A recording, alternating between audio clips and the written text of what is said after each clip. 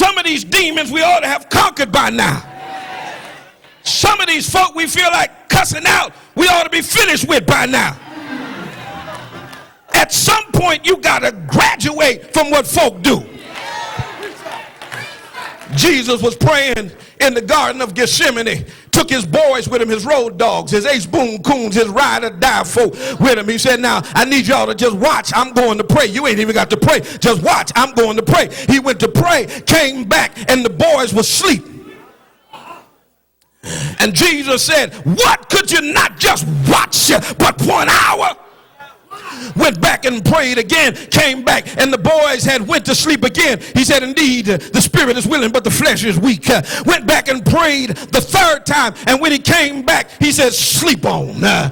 Take your rest.